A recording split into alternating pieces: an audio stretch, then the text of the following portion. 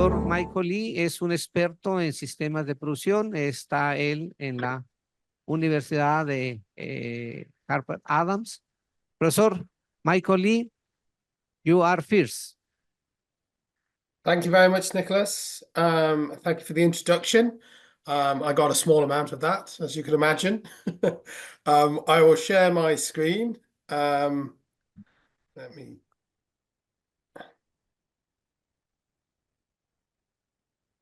Okay, so hopefully you can see that. Let me know, Nicholas, if you can't. But as Nicholas has already said, and both, well, Jordana, Frank, and myself, and Nicholas are representing the Global Farm Platform, and a huge thank you to the organisers for the invitation.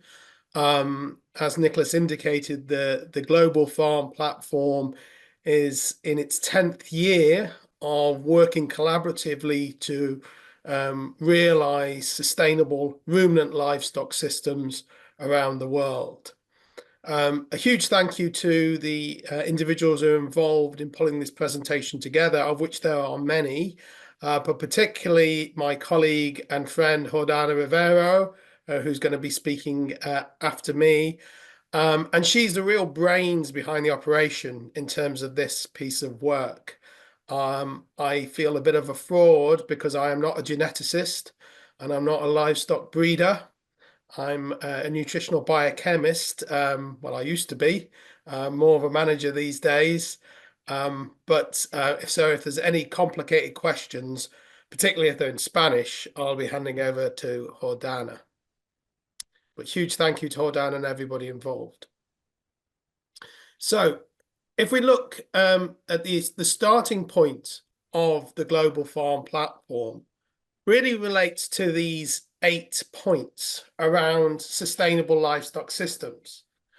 Back in 2014, a group of research scientists were trying to realise and summarise the steps towards sustainable livestock production systems, knowing the vital role that ruminant livestock play in global food systems, but also the challenges that they face. And realising, of course, that there's no single blueprint. What is sustainable in one part of the world will not be sustainable in another. So how can we best summarise common steps to realise sustainable ruminant systems when the production system in that geography will be very different? The genetics of those animals will be very different. And of course, the outputs will be different. So based on a realization that to feed a growing population, that ruminant livestock are going to have a vital role to play. And they are going to also need new solutions to reduce their environmental footprint. So associated with that, we defined 8 steps. And this was summarized in a paper which published in Nature in 2014 with the first author of Mark Eisler. And these are the 8 steps, and this really contextualizes the work that the Global Farm Platform undertakes. The first point is that we need to feed animals less human food. If livestock, and particularly ruminant livestock, are going to have a role in global food systems, it's going to be converting land not suitable for growing crops and byproducts and feed resources that are not directly competing with human edible food. That way, livestock will add to nutrition security and not detract from it. So the first principle of a step to sustainable livestock is looking at feed resources. The second step, which aligns perfectly with today's conference, Nicolás, is to raise regionally appropriate animals, to understand the system where those animals are found, look at the genetic resources aligned to those, and to improve those systems, rather than picking an animal up that has been bred and developed in one part of the world dropping it into another part of the world and expecting that animal to perform. There are numerous examples, particularly within the dairy sector, of Holstein genetics being dropped in different parts of the world in Asia and Africa, and those animals massively underperforming. So how do we ensure that we take into account the environmental parameters when we're looking at improvements? The classic G by E by M interactions. The third key principle was health. And the starting point of any genetic or nutritional improvement program is health.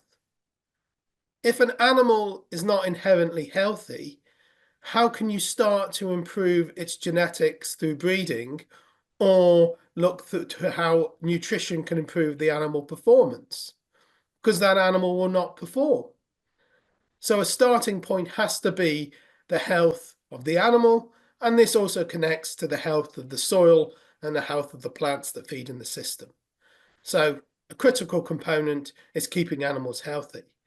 Also aligned with that, of course, are zoonotic diseases. And when we look back at the starting of the Global Farm Platform, COVID-19 was not even obviously thought of, but look at the impact that's had of a zoonotic interaction. And of course, the next zoonotic disease is only around the corner. So we need to consider keeping animals healthy, both from a performance and improvement program, but also zoonotic diseases.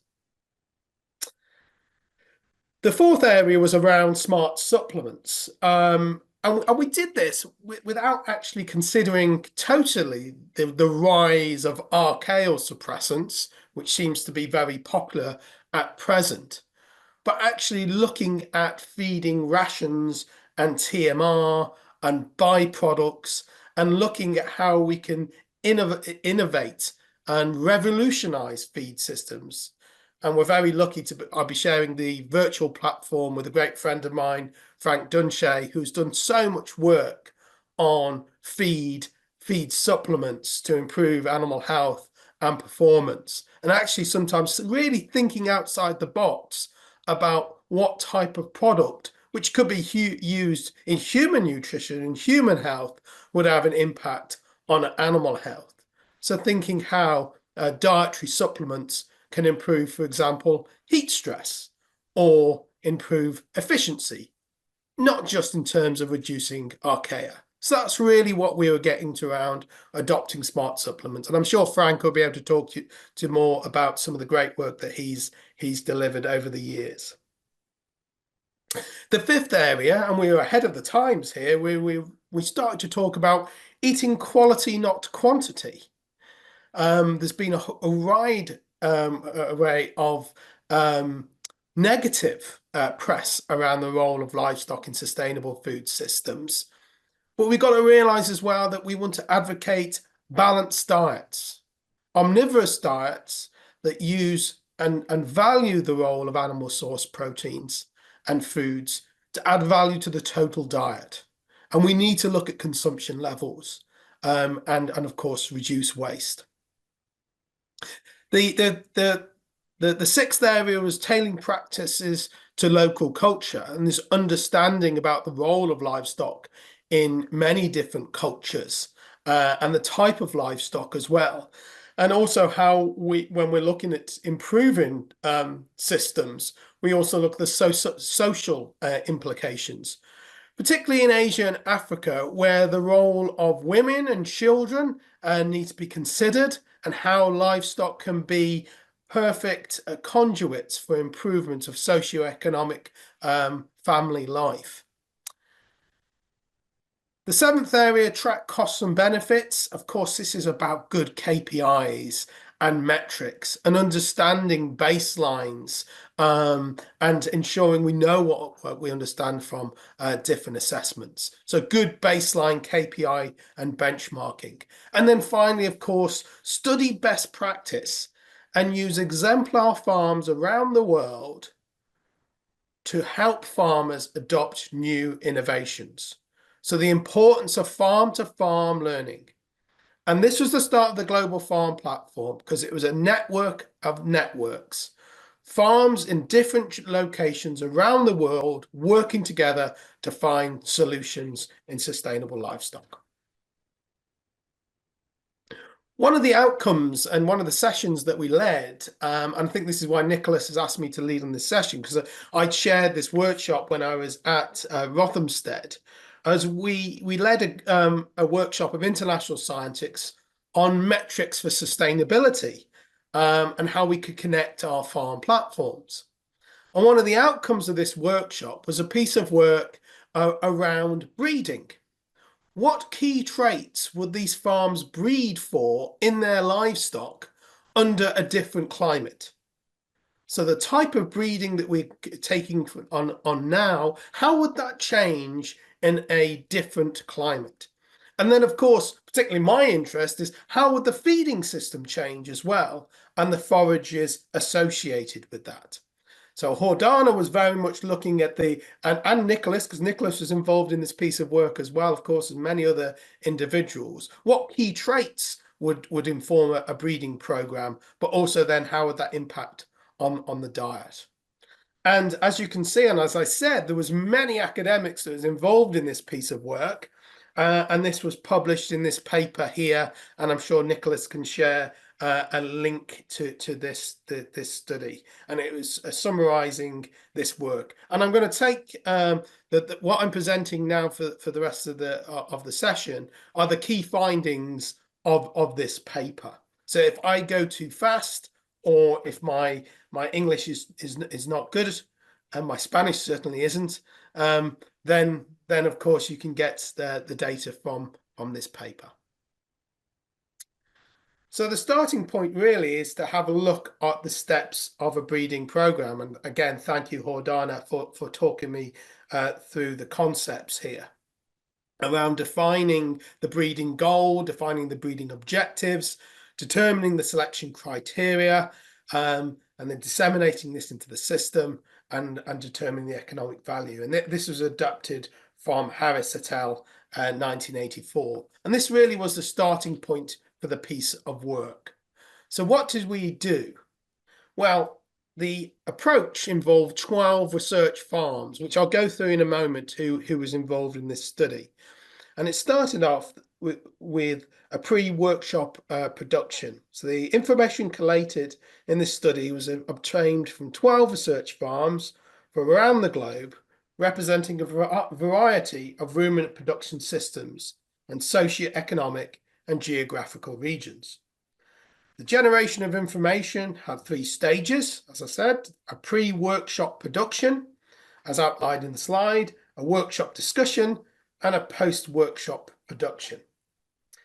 In the pre-workshop stage, the research farms were asked to provide a list of livestock traits relevant to their research farms under current climate conditions and a future climate change scenario. And the one that we chose was increasing global surface warming by 2 degrees by 2046-2026, using IPCC 2013. Additionally, each research farm was asked to provide a list of feeding strategies needed to reach the genetic potential for the livestock traits listed for each climate, both current and future. And then during the workshop, an overview of the information submitted by each research farm was presented, and the options for analysing and processing the information collected. And this was discussed and agreed for for dairy, beef, and sheep systems, and I'll present that data. And then in the post-workshop stage, the relevance of each trait was represented by its priority for selection, represented as low, medium, and high. There was no lower nor upper limit in the number of traits to be listed by each research farm, and it was agreed that there was no predetermined proportion of the traits to be assigned to each priority category, e.g. all traits could have a high priority. So let me talk you through where we are doing this work. So selection of farms. First of all, Nicolás's farm, which was a temperate pasture dairy farm, Dairy One farm in New Zealand.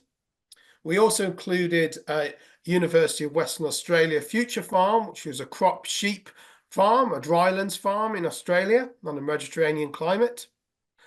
We had Kapeti Research Station, which was a livestock wildlife conservation farm, looking at dairy, beef, sheep, goats, and camels, semi-arid rangeland in Kenya. We looked at in Uruguay, Iñapap, which is a pasture crop rotation beef farm on subtropical climate in Uruguay. We also looked at Embrapa's system. I need to move myself here. There we go, so I can read it.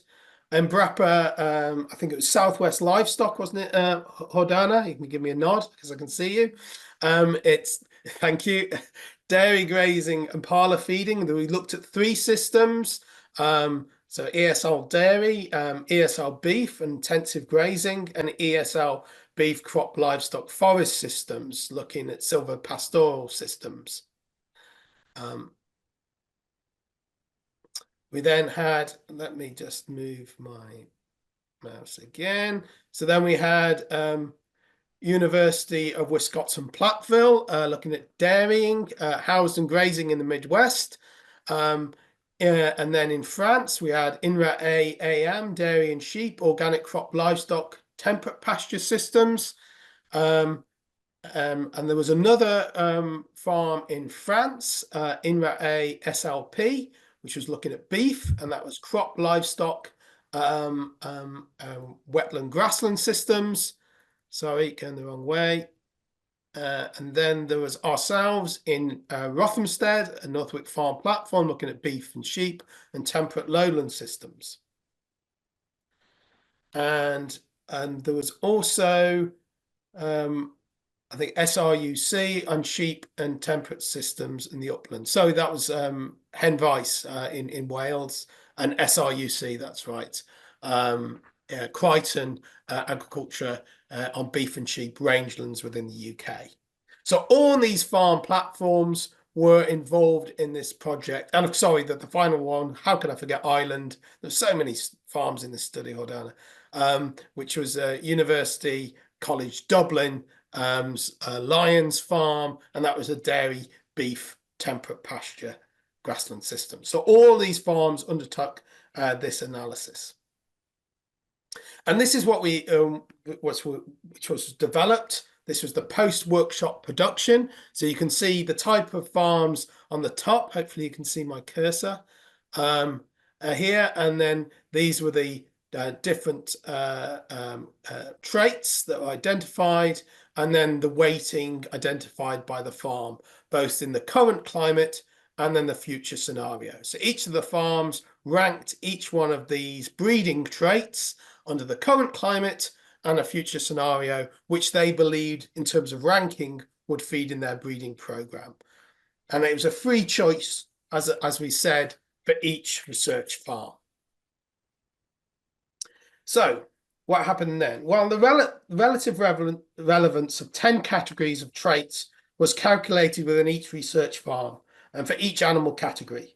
Individual traits within each of the 10 categories were assigned a value of 1, 2, or 3 points for low, medium, and high priorities, respectively, regardless of the direction of the desired change.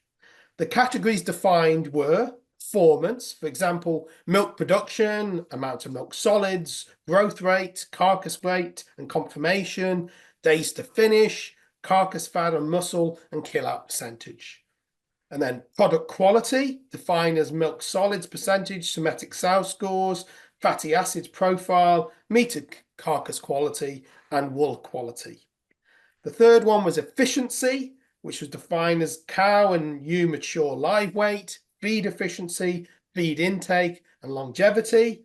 The fourth one was reproduction, for example, fertility, reproduction efficiency, number and percentage of lambs reared.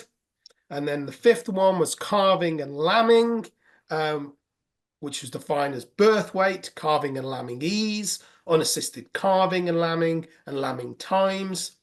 Sixth, maternal ability, so maternal quality, calf mortality, milk production, weaning weight, kilograms of lamb weaned, kilograms of ewe. The 7th one was workability, so e.g. docility, temperament, udder quality, milking speed, and whether the animal was polled or not.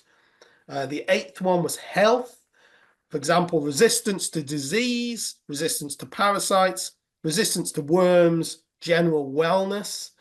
And then the 9th one was adaptability, so traits around heat tolerance, adaptation to grazing, resilience, hardiness, versatility, wool shedding. And then finally, the 10th breeding criteria was environment. So, for example, greenhouse gas emissions, water use efficiency, and efficiency of nitrogen use. So, on to the results. Now, I really like the way that Jordana developed this. So what we see here is basically this is the relative relevance of the selection of categories of traits. And I'm showing this as the data for dairy, and then I'll show beef and sheep, unless Nicolás stops me, within the different research farms. So these are the different research farms: New Zealand Dairy 1, France, the US, this is Brazil, this is Kenya, and this is also and University of Wisconsin-Platteville, and that's also in the US. In the current climate is the inner circle, make sure I get this right, and in the future climate scenario is the outer circle. So you can see the changes in the breeding parameters during from the current climate to the future climate. And then this graph, which I'll show you a closer version of now, is the change in relative relevance. So even though all the traits proposed by the research farms are relevant and would be included in the selection process, there were relative changes that differ among farms. I'll try and summarize those now. So environment, adaptation, and health related traits were the categories that would increase in relevance in a climate change scenario at expense of, in general, performance, product quality, and efficiency traits. Particularly for ESL in Brazil, has increased health-related traits in 37.5% due to the increased relevance of resistance to parasites, even at the expense of adaptability and reproduction traits relevance. This difference in relative relevance of the traits could be driven by the warm and humid climate where these farms operate. Conversely, Dairy 1 in New Zealand, operating in a temperate climate, would increase the environmental and adaptivity traits in 13 and 20.5% respectively, at the expense of workability and performance, given the national policy in New Zealand of reducing greenhouse gas emissions and reducing labour inputs, as well as improving nutritional value of food. A different profile is shown in France at INRA AM, where the main driver for their change is the need for improving fertility and reducing reproduction and calving problems. They are also driven by the need of improving work conditions for the farmers and adaptation of the animals to grazing systems. Therefore, they would increase the relative relevance of workability, efficiency, and adaptability traits, though to a lesser extent than reproduction and calving traits. All these relative increases would be at the expense of reducing the relative importance of performance and product quality. If we then look, and it's the same way that we're presenting the data but this is for beef cattle. So unlike dairy cattle, the profile of changes in the relative relevance of trait categories are more similar among the research farms, although the magnitudes of the changes vary. And I'll just show this in summary here. Overall, the research farms would increase the relative relevance of environment, adaptability, I'm struggling with that word, and health-related traits at the expense of reducing the relative relevance of workability, maternal ability, calving, reproduction, and performance-related traits.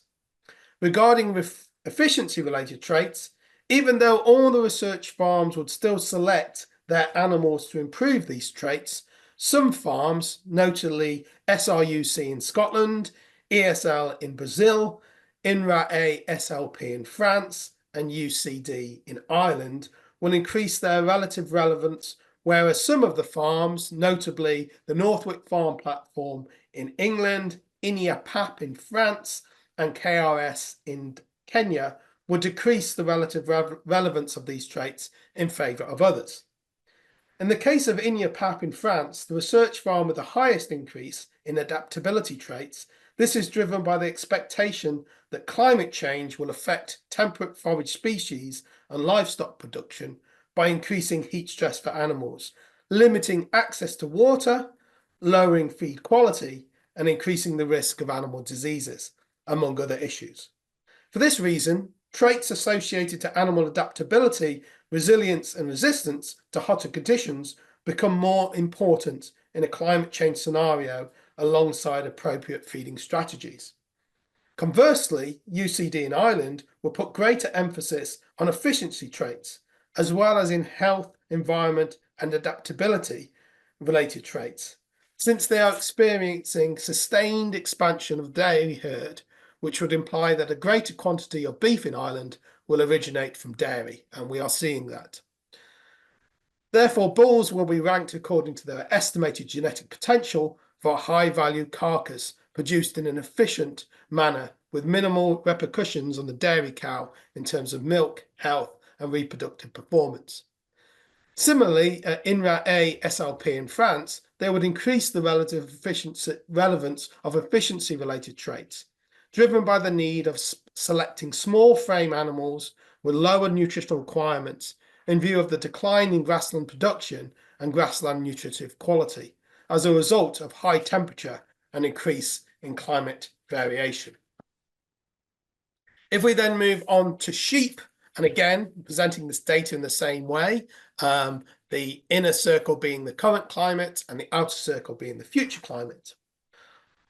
All the 5 research farms producing sheep coincided in increasing the relative relevance of adaptability-related traits, and 3 farms will also increase efficiency traits.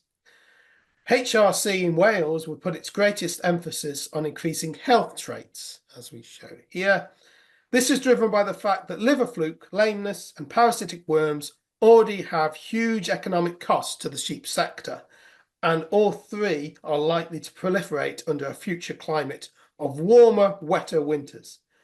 In the case of UWA Future Farm in Australia, Perth, even though health-related traits would still be important, in the future climate change scenario, their relative relevance would decrease in favour of increasing the emphasis of adaptability traits. This change in emphasis relies on the expectations that climate extremes will have both direct and indirect impacts on livestock production and health, with serious threats arising from prolonged drought and reduced land area available for pasture, where more resilient, heat-tolerant and robust animals will be required. Another remarkable change in trait relevance is shown by the Northwick Farm Platform in Wales.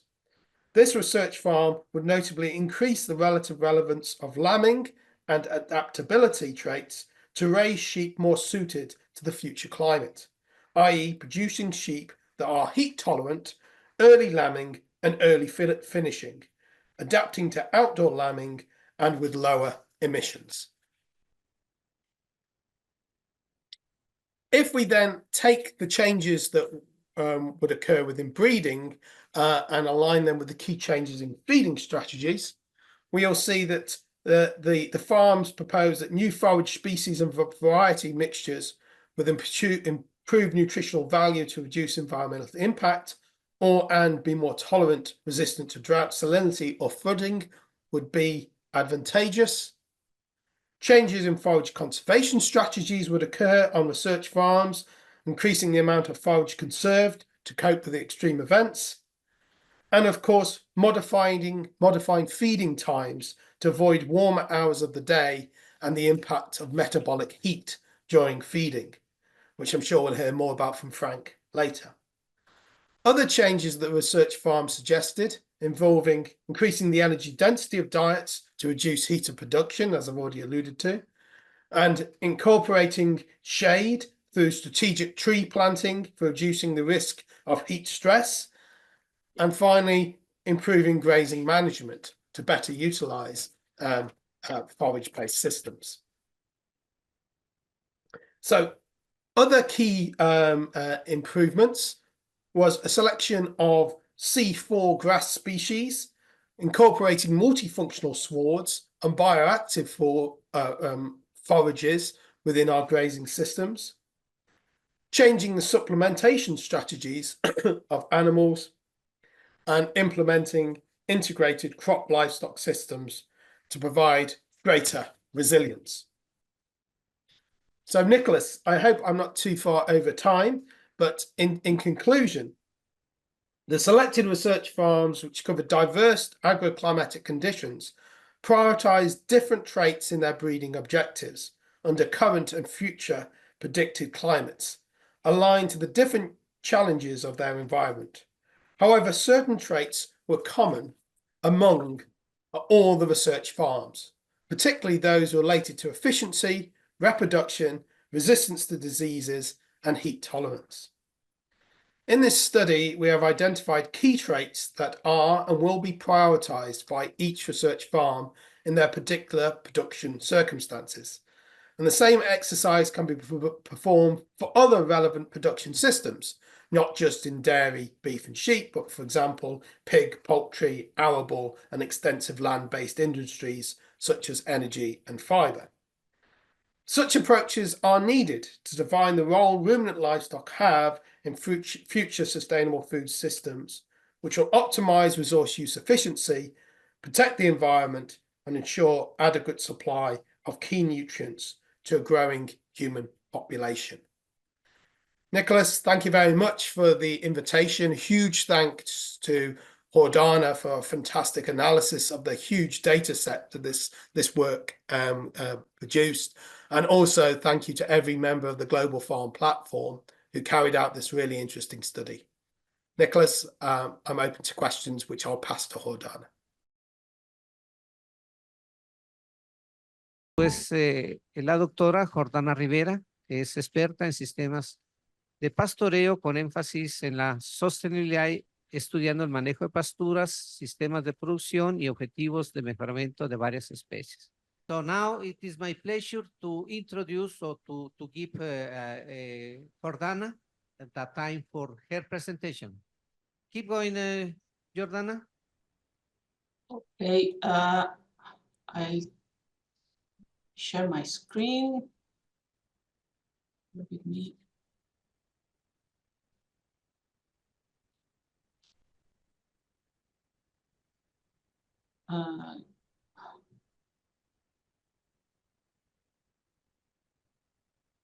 Can you see the full screen now? Yep. Excellent. Thank you. Okay. Yes, so what I'll present is the work that we are developing from another project, another workshop. But first, I'd like to briefly introduce or show more information about the Global Farm Platform. So this piece of work that I'm presenting is particularly about heat stress in the face of climate change. And as Michael mentioned, the Global Farm Platform started with this paper published in 2014, Steps to Sustainable Livestock. That was 2014. So yeah, we are in the 10th anniversary this year. So we held some activities, like for instance, a session in the Australian AAAP, the Australian Associations of Animal Science and Production, in Melbourne in July, and then in the EAAP, the European Federation of Animal Science, we also had a joint session between the GFP and the Livestock Farming Systems Commission. And now, yeah, we are grateful for the invitation to have this activity in this international conference. So it's been a very active year for the Global Farm Platform. So yeah, 10 years. And over the years, we published some kind of more global papers. We also have papers where we interact with just one-to-one interactions between research farms. Sometimes three or four institutions are involved in some papers or projects. And over the last 10 years, the network has organized and held 35 workshops, more than 15 projects, and more than 3 million sterling pounds in grants. So we've secured funding over the years, a lot of activities, workshops, papers, exchanges. So if you visit the website, you will see all the type of activities we carried out. And if you want to learn more about the platform, you can drop me an email and we can take it from there. So as Michael mentioned, the objectives of the farm is delivering to these steps to sustainable livestock. We are different research farms in different parts of the world, operating in different conditions with different objectives, different constraints, obviously different climates, breeds. So we cover a wide variety of production systems and environments and agroclimatic conditions. So we think we are in a good position to try to address all these challenges that the ruminant livestock production faces from different angles or targeted to different production circumstances. I won't repeat the 8 steps, but we are here trying to deliver for the system. So this is the coverage we have. As you can see, we have farms in all the continents. We are currently 19 farm platforms. Recently, one from Belgium, Dairy Research Center, has joined. 27 institute members and almost 50 people involved in this network of networks, because at the same time we also have our own networks of commercial farms, other farms. So we try to promote or apply what we develop in the global farm platform in our local conditions.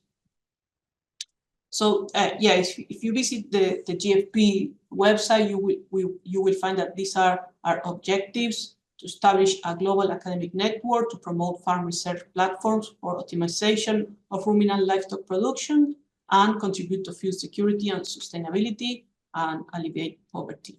Also, we have a lot of, as I mentioned, activities in knowledge exchange, data, workshops, training. We've had several internships as well, particularly with early career researchers, projects. And we want to provide international experience for academics to develop and operate farm research platforms. We are now also interested in developing some kind of data sharing storage or capacity. So there are different activities that we are planning, and with the workshops we work to target certain aspects. Like, for instance, the paper that Michael just presented was about future or the relevance of different traits and the feeding strategies required for a climate change future. The one that I'm presenting now is about heat stress. For instance, last year we had a workshop in Kenya, and that was about forage strategies and forage management. So we try to cover several areas relevant for ruminant livestock production. So as I mentioned, we had a variety of research farms with different environments and setups. For instance, this is Brazil in Pecuária Sudeste in Sao Paulo.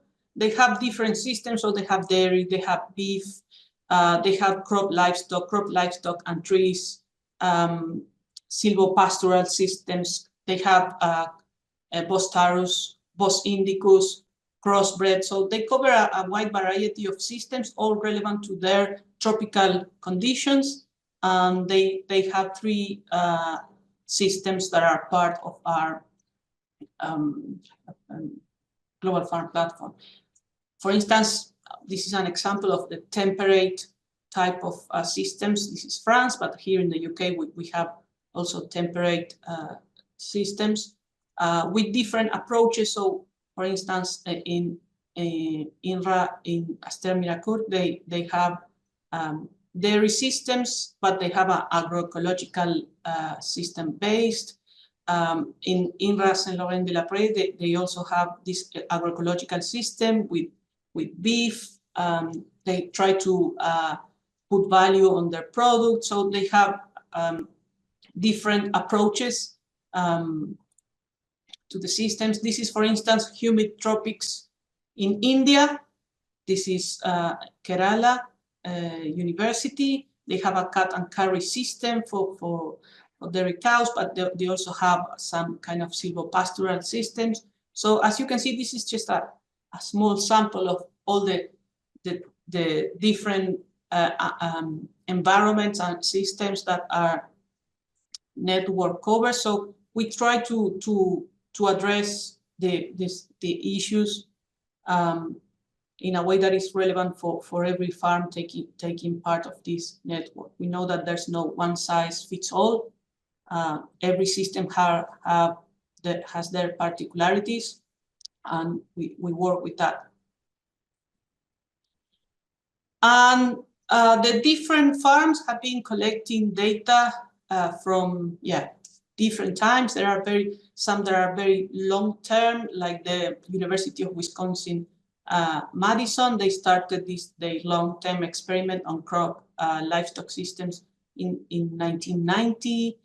That's dairy. And also, for instance, INIA in Uruguay, Palo a Pique, they started their long-term experiment in 1995. So they are almost running this experiment for 30 years. As you can see there are farms that they have at least 10 years of data, like these ones here, in the UK, in New Zealand. Brazil started in the early 2000s. In INRA, they have at least 15 years of data. So this is a very valuable resource for all the studies that we try to carry out, or the projects, having data collected in obviously research farm conditions, control conditions, but also that are representative of the systems that are commonly found in their area. So that's the value of this network. We have different level of instrumentation, different capabilities as well. Some have, for instance, more experience in genetics, others more in data. As I mentioned, others have more experience in the agroecological side of things and in crop livestock systems. But yeah, in general, we have a good suite of farms with capabilities, systems. So yeah, the data collection is very important for our purposes. So yeah, what I'm presenting now is this is an ongoing study. It started last year with a workshop in Chicago in February. It was really cold, but we were talking about heat stress. It was fun. So the idea here was to identify adaptation and mitigation strategies that were relevant for each system. So as I mentioned, we covered different farms, different parts of the world, with different production systems, different animal species, breeds, biotypes. setups. Some are more grazing based, others are more intensive based. Obviously, the climate plays a critical role here. So yeah, using this wide range of environments and systems, we have a kind of interaction environment by production system. And obviously, each system has their own climate, present climate, and potentially future climate as well. So here, yeah, we have this kind of combination between system and climate. And also, this climate can affect the system, particularly the animals, in a different way. Well, the animals and the feeding resources. This climate can affect the system in a different way. That will depend on well, the setup, whether it's indoor, feedlot, outdoor, if they have trees for shade, the level of production of the animals, high-yielding animals would be more affected by hot climate, and management, and many other things that could make that a difference in the way that the climate affects the animal in their performance, but also in their health, productivity, and in the system as a whole. So yeah, that's what we thought would be useful to use this resource of having all these combinations of systems, climates, and potential effects of the climate on the animals and the system. And at the same time, we know what the climate looks like now and what the climate has looked like in the last 20, 40 years, but we don't know what the climate will look like in the future. There are some potential warming scenarios like, well, the temperature could increase, I don't know, 1.8 degrees Celsius, 2.5, even 4. And obviously we can have an idea of how the systems have performed so far, given the past climate, but we don't know how the system will respond in the future. So here, for instance, there are some examples. This black thick line is the average THI. This is the temperature humidity index for an average of the last 40 years or so. And as you can see, for instance, if we say a critical THI of 70, this farm here, maybe only less than 5% of the days have a THI above, or the hours above 70. But then if you look at this model here is for a projection for this year, 2060 to 2080, this will be the average. So from having less than 5% days with a THI above 70, you can see that here could be maybe like 50% or so. In this case, this is another farm, the same exercise. You can see if you say 70, okay, maybe 25% of the days will have a THI above 70. But if we look at the projections for the future, this new distribution will imply that maybe half of the days will be under heat stress if we consider 70 as a threshold. And this is the situation. This is India, for instance. So as you can see here, 100% of the days the THI is above 70, but in the future that will obviously move further, and yeah, the values here will be even greater.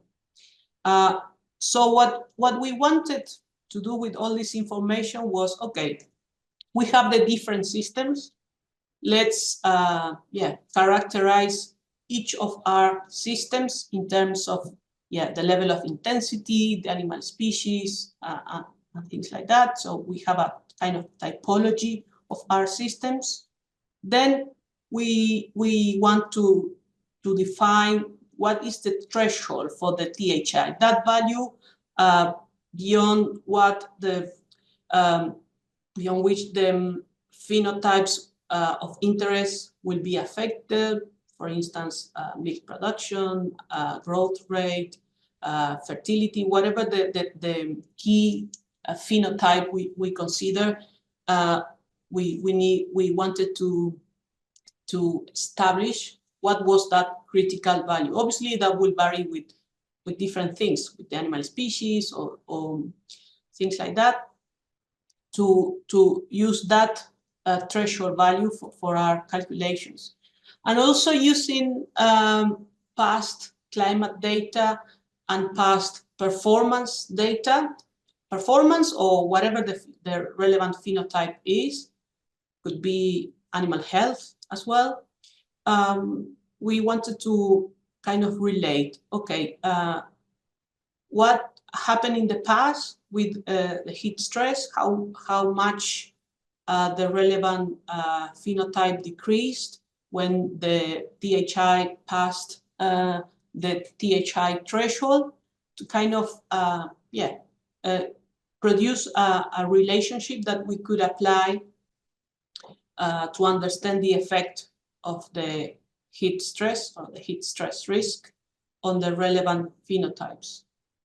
And then with three potential scenarios for climate change, what we want to do is, okay, if we know that in the past the climate affected our phenotype, our key trait in this way, what will happen in a global, in a warming scenario like this, and that, for instance, 4 degrees, 2 degrees, and so on. So yeah, we want to project what could happen in different climate change scenarios. And then for each scenario and also for each system, because this is applied for each production system and their circumstances, we want to produce a relevant kind of list of recommendations or interventions that could be implemented, either genetic, nutritional, engineering, system level, for each scenario. So probably, obviously, the greater the warming potential, probably the more, let's say, impactful or relevant the mitigation or adaptation strategy is. And as I said, this will vary with the system. So we want to produce a set of recommendations for each farm and each system, basically, to address or to tackle the potential heat stress risk in the different scenarios. So this is the kind of the plan that we designed last year in the workshop. We made some progress on this, and we are still working on this, but I will give you an update. For instance, this is just an example of the type of how useful our long data sets are for this type of study. So this is an example of data collected here in the Northwick Farm platform in the southwest of England, in the UK.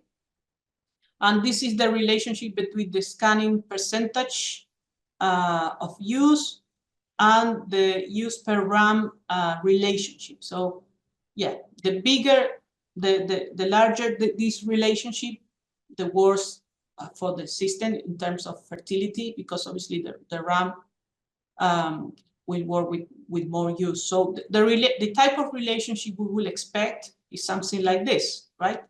The fewer use per ram, the higher scanning percentage.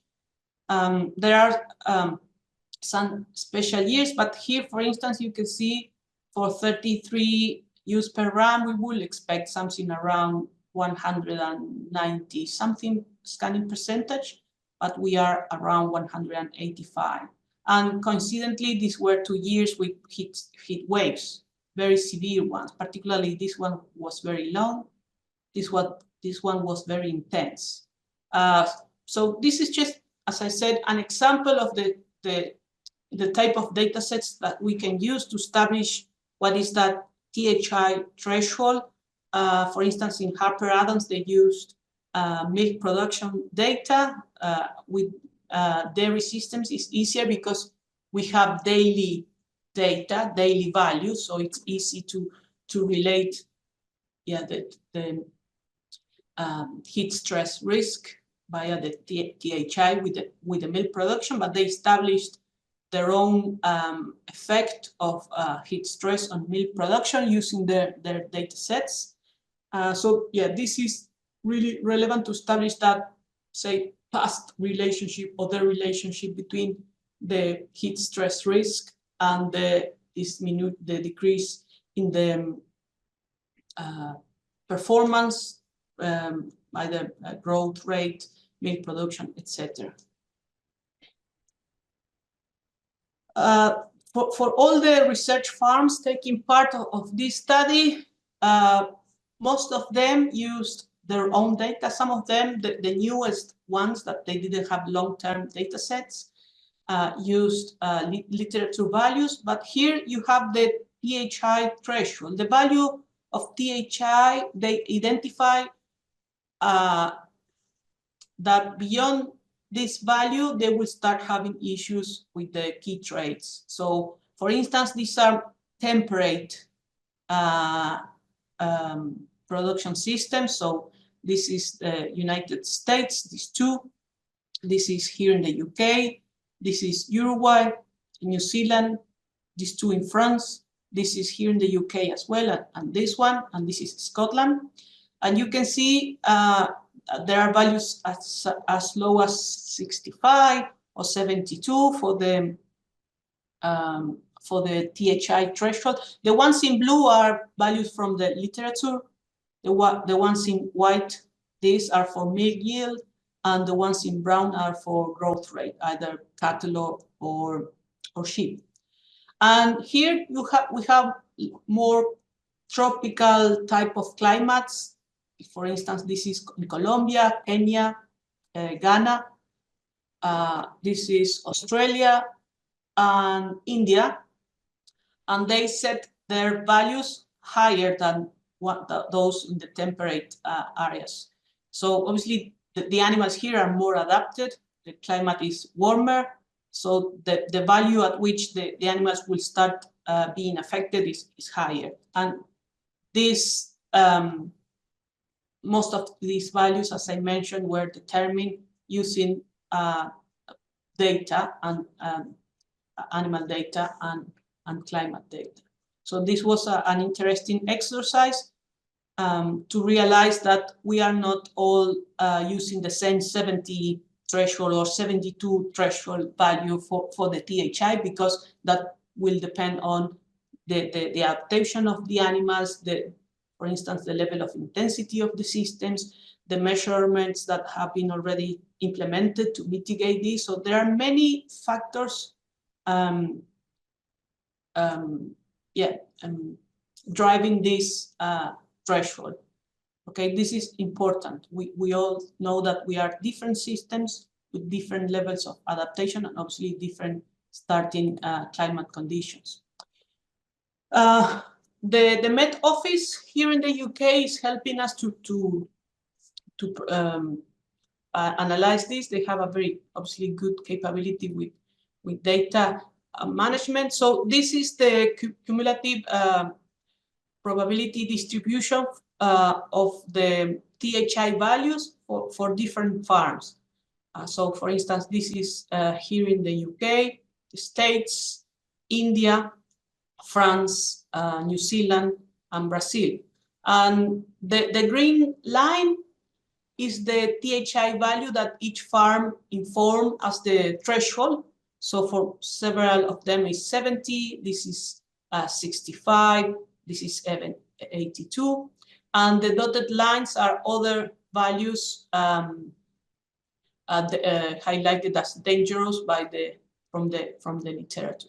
And this is using a data set, global databases for a 20 years period. And as you can see, for instance, here in this farm, just a few days, or the probability of having a THI value over 70 is very low.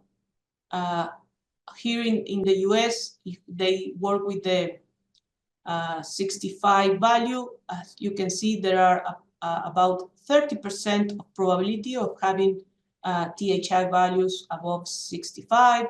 In India, they are currently operating with very high THI values, as you can see, as I showed in a previous graph, 100% of probability of having a THI values above 70.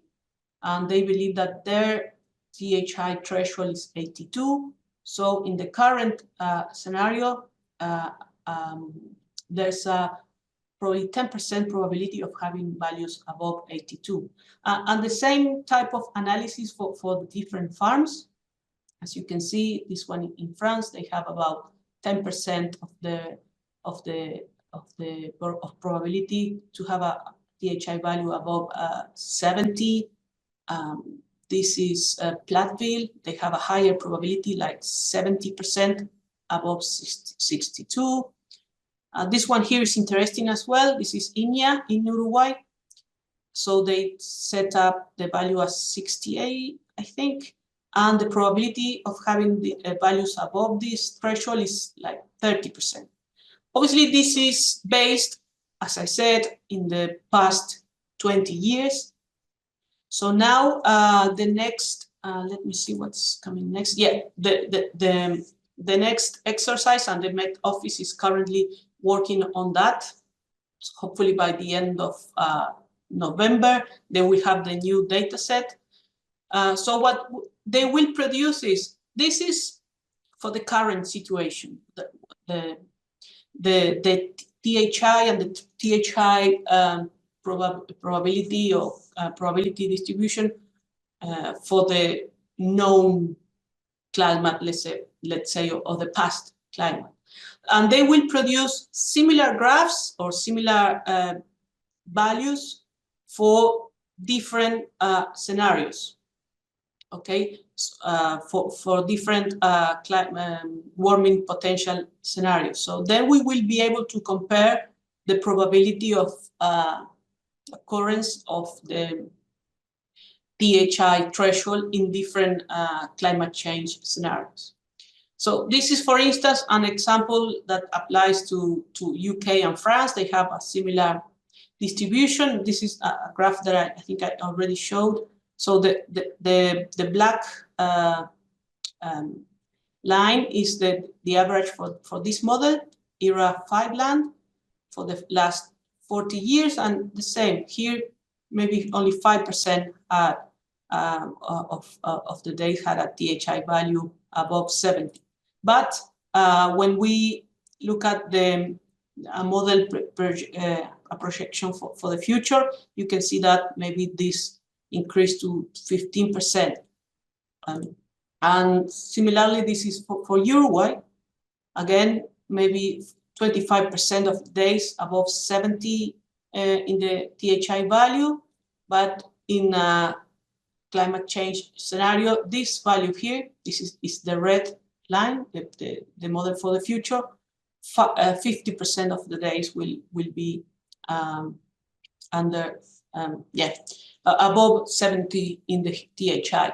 So they will produce this for all the research farms taking part, and then we will receive this information and we use our predictions of the impact of THI on the key phenotype or the key trait that we selected for this study, and we will project what will happen, and then based on that we will propose mitigation and adaptation strategies suitable for each system and each scenario. As Michael mentioned, in his presentation, the type of recommendations we can produce are, for instance, in the genetic aspects. We can say, okay, let's start selecting for this trait.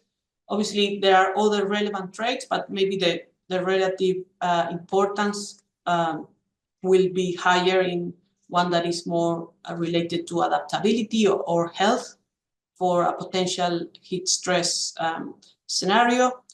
So that's one of the options for the strategies, and that will vary with the system, the animal species, as I mentioned, and we will work this type of recommendations for the three potential scenarios of warming potential. So one potential recommendation are genetic intervention. Another potential intervention could be on the management or the feeding strategies, for instance, modifying the feeding times to avoid the warmer times of the day. That's a simple strategy, but depending on the severity of the heat stress risk, we could maybe implement this as just an initial step. For instance, increasing the energy density of diets to avoid heat production, but when during the fermentation process, or reducing the intake could be another measure. Just examples, or planting trees. That this could be a kind of management strategy that will help, but obviously that will depend on the severity of the impact of the heat stress, the current characteristics of the systems. Maybe for the systems that already have trees, this is not relevant, and so on and so forth. So yeah, these are just examples of the type of strategies that we could suggest for the different systems. Could be others more like engineering type of measurements, like, I don't know, putting some ventilators or water spray or things like that. But that obviously will depend on the severity of the impact of the heat stress. Obviously, that will have economic implications, and we'll try to touch on that on our paper.